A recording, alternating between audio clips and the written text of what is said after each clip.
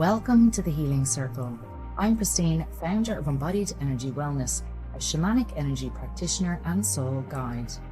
This is a space for honest conversations about healing, awakening, and the moments that shape us. We all carry a story, and this is a place where those stories can be shared, witnessed, and gently healed, together in community. This isn't about fixing yourself, it's about remembering yourself.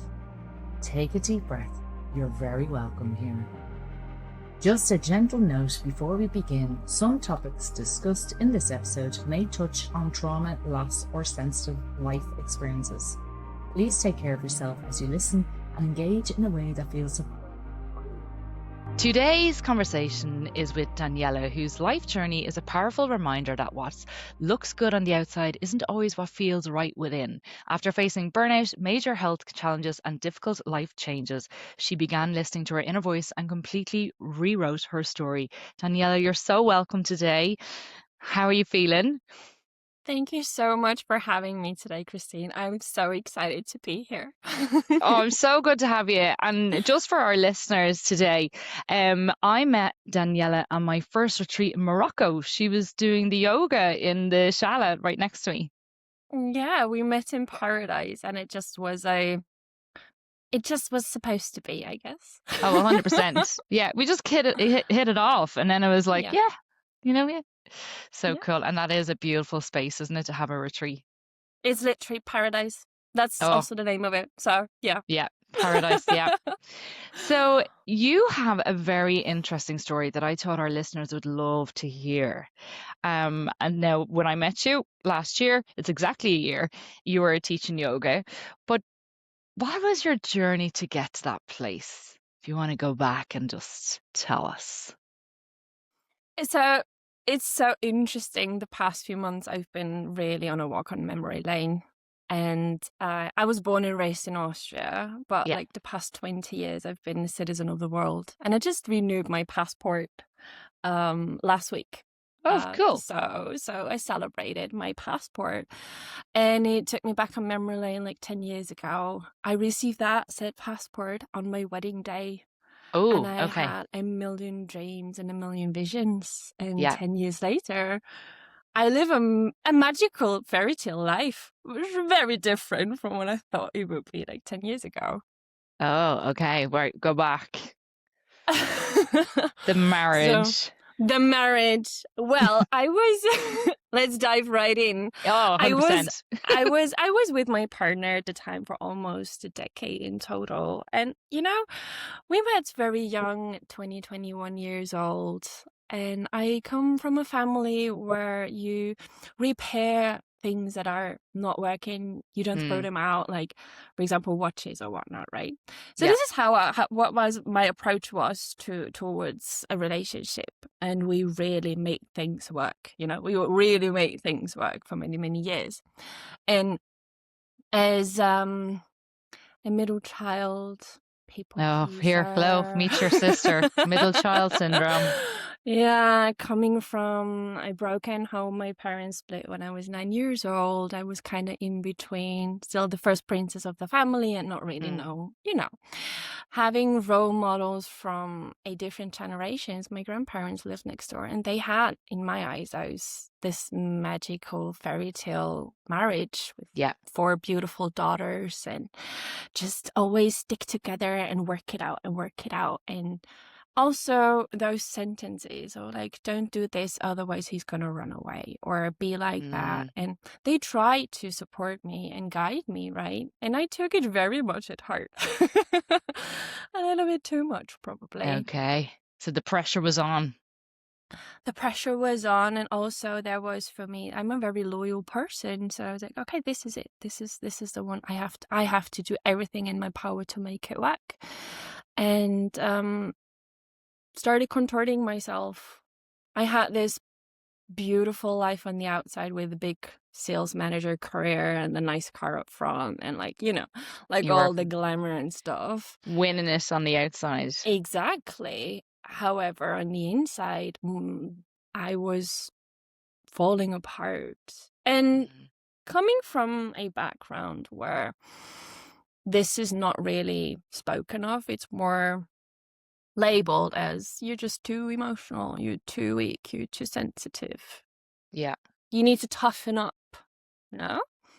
And through a life-altering accident after we got married, just shortly after we got married, I was forced to slow down. So I quit my career as a sales manager.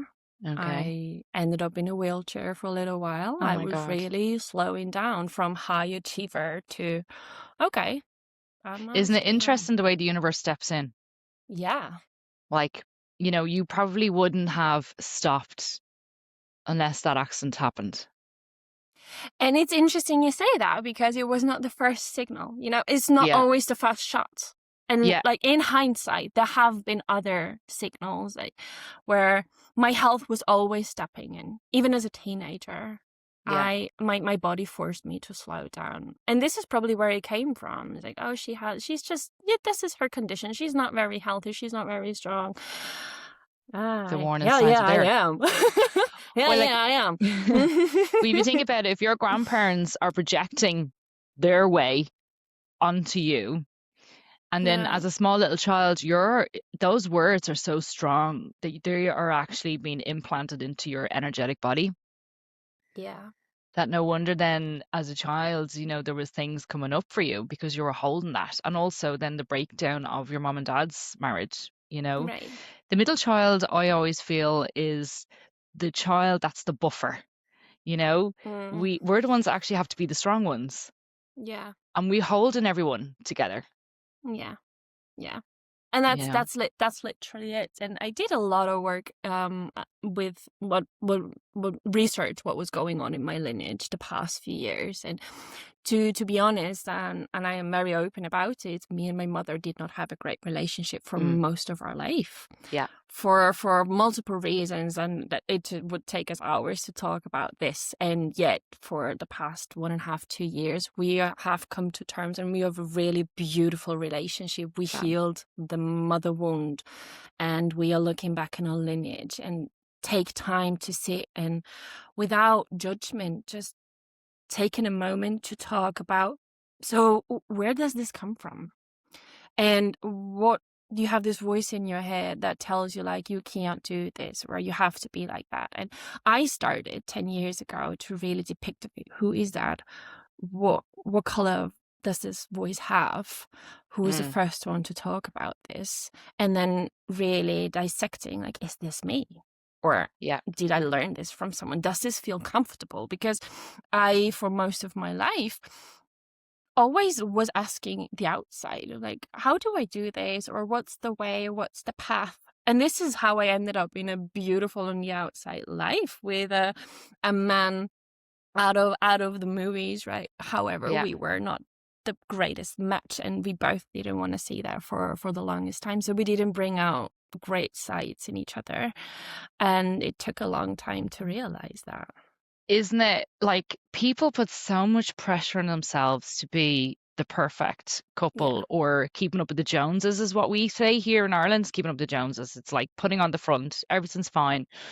And like, it's always, when you think about it, if you're that solid person in the middle, you're holding it all together, and it's the pressure from the external environment that is like suffocating for most, isn't it? And a lot of people will just bury their heads and keep going, and then they'll realize at some stage later down the track, going, oh my God, actually, I wasn't really living my authentic self. I was actually living it under someone else's expectations.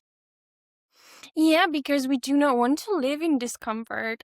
Like discomfort in making someone else uncomfortable. So we contort ourselves to not make anyone else uncomfortable.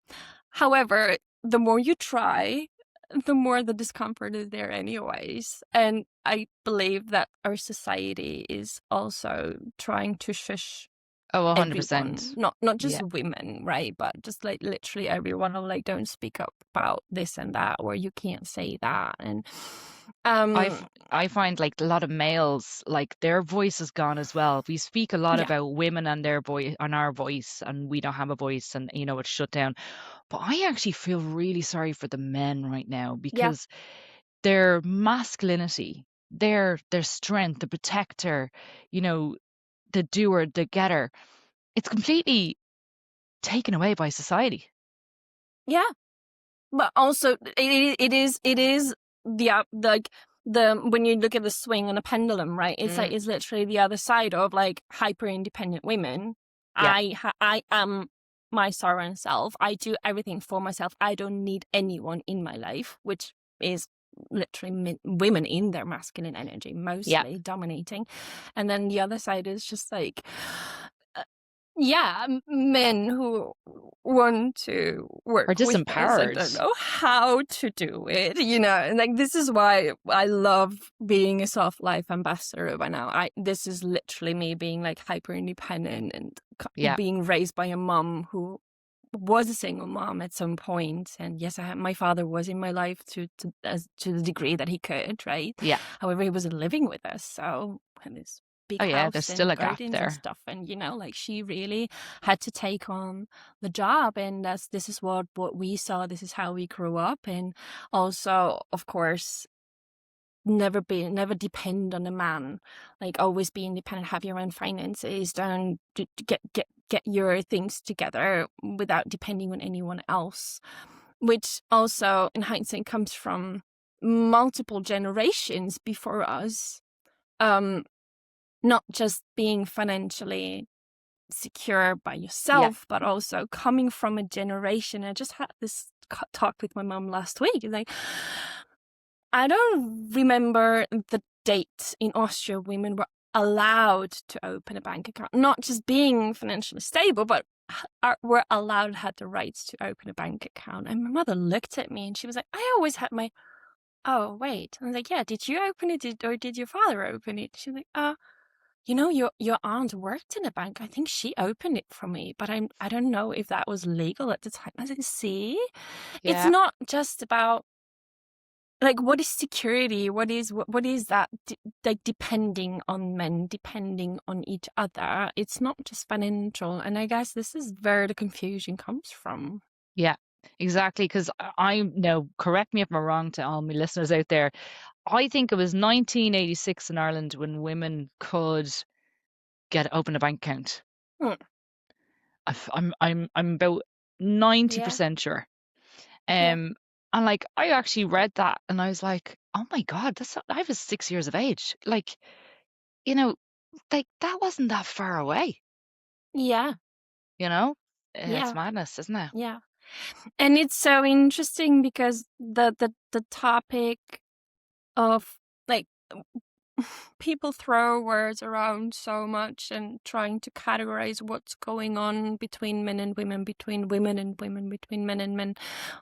People are very confused, and I've been living abroad for most of my life, so I've traveled. I checked my passport the other day. It was 5 continents. I have 60 stamps in there, and I'm a European citizen, so I have like stamps from all over, and I lived in most of those countries. So this is a conversation that everybody has, that women would love to drop more into their feminine and like being safe and secure and held within themselves, form healthy, strong connections with women, and also be held by men and let them be men. Right? Well, that's it. And you know, I personally experienced that myself in my marriage. Do you know what I mean? It was like I kind of could see myself going into the toxic feminine energy because he was losing his masculinity, like, you know, stupid things, doing stuff in the house. Do you know what I mean? Like stupid things. But I realized that the more I spoke down to him or criticized him, the more he got smaller. Yeah. And I went away and I was like, I feel like I'm an absolute bitch constantly, you know, on his case all the time. And then I was like, well, hold on, let's flip the switch here. Like, I'm obviously disempowering him by talking down to him or pointing out the things that he's not doing. So what about if I actually switch that and say, well done. Now it could be just a stupid thing like, you know, doing the washing or doing something, but building him up. Because if society are already knocking down the men, then the women who are gone into toxic masculine energy because we're dealing with everything. We have everything, like, kids, everything, career, maybe aging parents, stress, dysregulated nervous system, and then suddenly we have to carry this other partner. That's when we go into the toxic feminine energy, and it's so hard for us to pull back out of that and go, well, hold on, we need that rebalance. I love that you bring up that term, because it was literally on the tip of my tongue. And and it's, I mean, I am a feminist to a certain degree, of course. And I read a book years ago. It was just a novel, and that was the first time that the main character, the woman, she had this great education and she had all opportunities, and then she rekindled with long lost family, whatnot, inherited, and she was able to stay at home. And her sisters everybody was like really in the career field. And she said she would talk to her grandmother, and this stuck with me, because she said the grandmother was really fighting for the rights for women and like being equal and whatnot. And she said, I feel like I'm disappointing you if I don't really focus on a career, but I would actually love to take care of my family, and yes, work and contribute financially as well, but also really be there for the kids and be there for the house and make a home. And I feel terrible. And then the grandmother said, I was fighting for you to be able to make the choice. Yes. And the choice should always be yours. And like talking about it gives me chills. It was also something that I experienced that I never thought of myself would give me so much joy, but also was dysfunctional in my marriage in the end. I was a high achiever. I was a career woman. I was really big in business, in sales. I was managing in 2 countries, like always on the go. And then I decided to end my career because through my heart, I had a heart failure. I had a surgery. Everything was okay.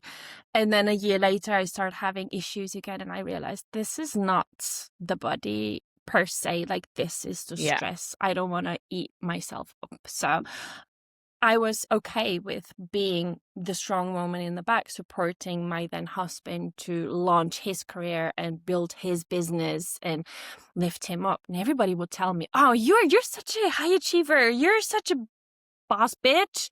So you're going to be bored. Like 3 weeks in, you're going to be bored. And I was in our house at the time in Germany, and I was living happy this cottagecore life, and I was like, oh, I'm gonna bake this and I make this, and I took so much joy and pleasure in like really making a home and having everything ready when he would come home.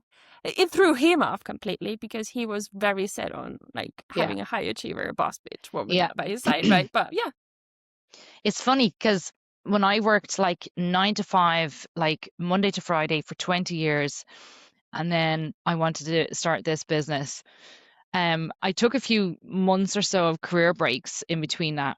I loved being at home and waiting for him to come home with some food on the table, and me looking after the babies when they were younger. Like, maternity leave to me was like, yes, I'm on holiday.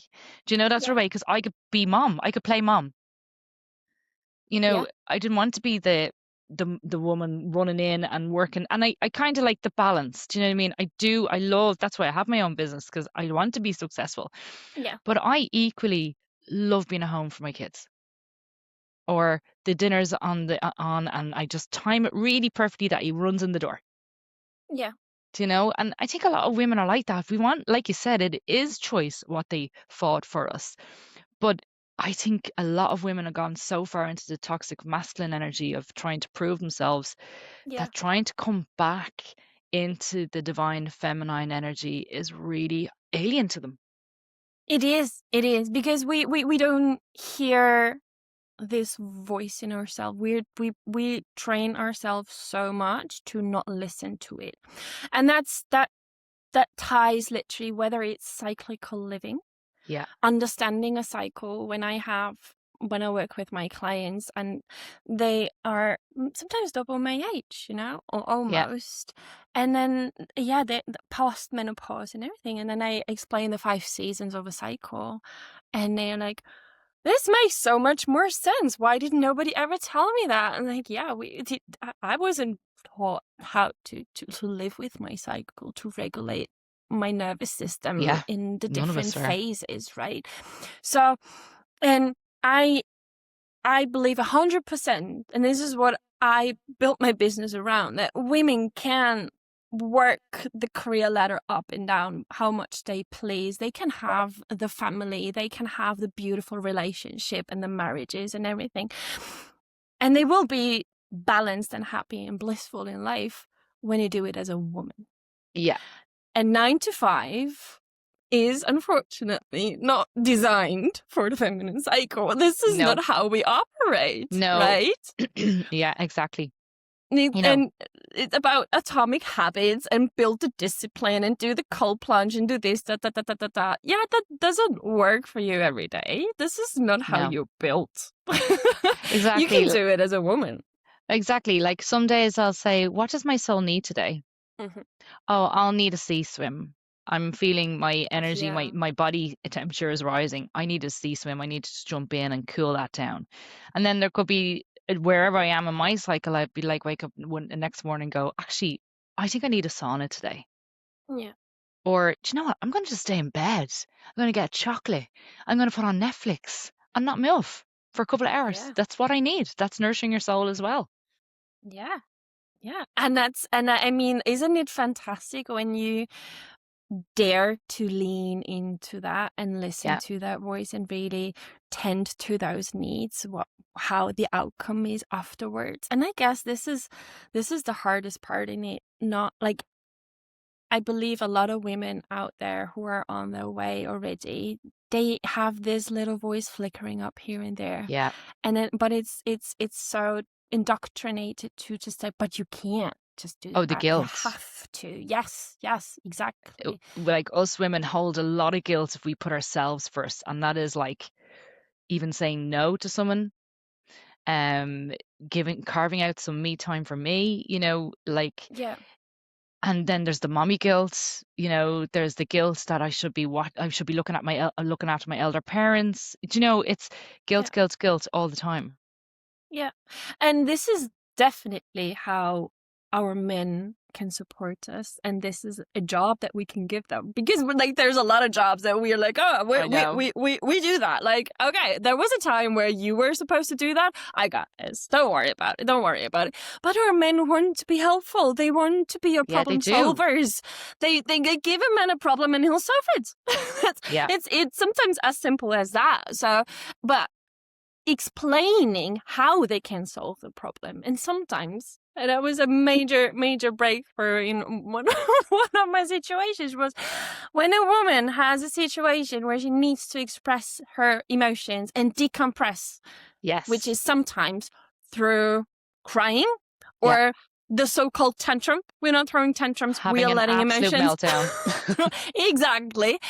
We need our men to keep us safe and contain us and give us this space. And this is literally what they can do. And explaining this to a man and telling them that your job is to just watch stay over calm me while I lose my shit. And let Don't me come let back me complete me. Let me break down completely, and you'll see I'll emerge as a phoenix. I will rise again. And the first time they witness it, they will never forget it.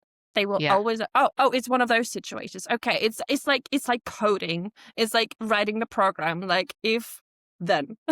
Yeah, like I've often said to my husband, I just don't even need you to fix anything. I just need you to listen. I don't even want you to act on anything I'm saying. I just want to let off steam. Right. Yeah. And that's one way. They are wired to solve our problems. Or get angry when you're angry. Yeah. And, Yeah. I'm going, I just want to have a meltdown. Just stay there. Just let me have the meltdown. Yeah. Yeah. I have a solid group of friends in supporting me in my nomadic lifestyle, because Yeah. right now I still don't have a home base. I am traveling Okay. through Austria, but I do not have a home base per se. It is out there. It will come. Yeah. And I have friends of mine around the globe that I have on speed dial, and we have this code. And communication is key. Oh, That 100%. when there is no word, then there's emojis, and we have this one emoji that no matter what, when this one shows up and you are in the space to really hold someone else, you make room for that, and which is a turtle. So A it's like turtle.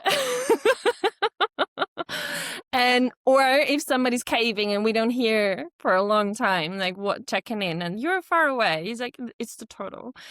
And one of my friends gave me the greatest gift ever with telling me, whatever, like, I am your sounding board. Yeah. Whatever is there, that's there. I'm not going to say anything. Use me as your sounding board. And this is the biggest gift one Oh, can give us, 100%. especially a man, like really just letting us drop down and then emerge again. Yeah, because like I'm in a girls' WhatsApp group, and like we are so close, and I don't think we've all been in a situation like we only met during lockdown, and I don't think we've ever been held properly by other women, but we've gotten Mm, so close that like one of them, at first we were all apologizing for like, hey, I'm just letting off steam, and now it's evolved because it's like 6 years later. Now it's evolved to, hey, I'm just having a rant. Boom. You know what I mean? There's no apology. It's just like, and we're like, and everyone writes in, that's what we're here for. yeah. Now, dust yourself off and go again. Yeah, yeah. Being witnessed, being allowed to be emotional. We have such a beautiful spectrum of emotions. They all have a purpose. Yeah. And when you have anger and rage, it is at the brink of a breakthrough. Usually it Yes. is. That's what we do in yoga, like this dissecting the different emotions that we have and what chakras they are like tied to. And then when you see the shadow of it, you see like, okay, yeah, there is rage, there's anger. It's uncomfortable. It's not comfortable to be angry. However, it gives you the courage and the power to really break something, to make something new. And once you allow yourself to feel them, and when you have this beautiful space where you can live them and just be seen and Yeah. witnessed without judgment or guilt, it's this is alchemy. This is magic. 100%. And just in terms of, let's go back to you. Where do you see yourself in a year's time? In a year's time, oh Yeah. my God. Just feel like Oh it's my going to be very close. Well, I have big visions. I have multiple countries I call home, but Yeah. obviously Austria. Then there's a little island in the Caribbean, which is called Curacao. And then there's my ties to Morocco. And I see Yeah. myself visiting those places over and over again. I've been a nomad for so many years, and I am at peace with that. There is Good. this also these words in my head that tell me like, you need to settle down, you need to have, and I am allowing myself to really play with it and say, yeah, I do have several home bases, several places I call home. And to me, what was the most important is to be connected with the people I meet across my path, who come along, clients of mine, friends that I make, people that I meet and have really instant connection with. And I came to terms that the internet can be very much of service for that, Oh, which gave me the opportunity that I took eventually last year to create a little sanctuary. oh yeah. And this is how I am connected with the world. This is how I'm connected with my clients, with the people I meet. And it needs to be bigger. It needs Yeah. to be bigger. It's called the Unicorn Sanctuary. It's Lovely. in the making. I'm opening nook by nook, and because unicorn lives matter, you know. Yeah, 100%. 100. It's So freedom. Though. Every time you think of a unicorn, you're thinking free. yeah, yeah. To me, the unicorn is the reframing the narrative, because Yeah. I feel a lot of people growing up or even later in life don't feel like they fit in. Yes. And then the term that we have for that is the black sheep. And in multiple languages, it's the black sheep, right? Even Yeah. not like I speak multiple languages, it's and it's not sexy, and it's not something that you feel comfortable with. And so at some point, I was like, I'm not the black sheep in my family. I'm a freaking unicorn, and I bring pink glitter. And And rainbows. that's just, and rainbows, and that's what I am. And then every time I'm owning being Who you are. who I am, the one that's a little different in her family, and reframe that as being the unicorn and doing it from a place of love. I believe this is the most important, to do the job, do the change, do the work, do the path, and do it from a place of love. No matter what it is, whether you are living something that is not working for you and you need to break something, do it from a place of love. Be the change you need to see in the world. Do it from a place of love. Absolutely. So I Well, am all the working. best with it. Like, and Thank you. is it launched, or is it, where are we in the stage of? So I am currently having the great honor to do one-on-one sessions in the sacred space. It is very called, nice. where I work as a well-being mentor and feminine leadership muse with my ladies and witness them on their path, and build with them a toolbox that helps them build the life they want and create the balance they're seeking, making peace with themselves, connecting them. We have Breath Heaven, which is breathwork container that I have, and there's a Yin Yoga nook coming soon. So it is all slowly coming together. Unraveling, yes. And empowering women. I believe that's the most important thing. When women gather, magic happens. Yes. And bringing us all together and seeing each other win. Yes, well, that's a big one, isn't it? Seeing each other win. Yeah. We're coming to the end of our podcast, but before we go, I want to give you opportunity to have the last words for any listener out there. What would it be? Oh, the last word. Words of wisdom. Words of wisdom. Whenever you feel the tickle inside when somebody's saying something that is calling on you, whether it's calling out change, discomfort, or whatnot, and you feel like, oh, I'm living this, but I'm afraid and I'm scared to be the change, you might want to listen to that. The change you want to see is on the other side of the decision you need to take. And if you're scared, do it anyways, because the discomfort you're choosing every day keeps you from the bliss on the other side. And I wish that every woman gets to be there. That is lovely, Daniela. Thank you so much, and all the best with your unicorn sanctuary. And I hope to see you again in Morocco very soon. Hopefully. Oh, for sure. I'd You love never know. that. We never I'll know. be bringing a Gansey load of them over from Ireland. So, yeah, hopefully we will Amazing. see you in paradise one more time. Thank you so Inshallah. much. Thank you for having me, Christine. Thank you for being part of the Healing Circle today. If something in this conversation touched you, let it land gently. You don't need to rush to understand it. Your body already knows. Remember, your story matters, and when it's shared in the right space, it has the power to heal, not just you, but others too. If you feel called to explore this work more deeply, you'll find links to my sessions, retreats, and offerings through Embodied Energy Wellness in the show notes. Until we meet again, go gently, stay connected, and trust the wisdom within you. Thank you for being here.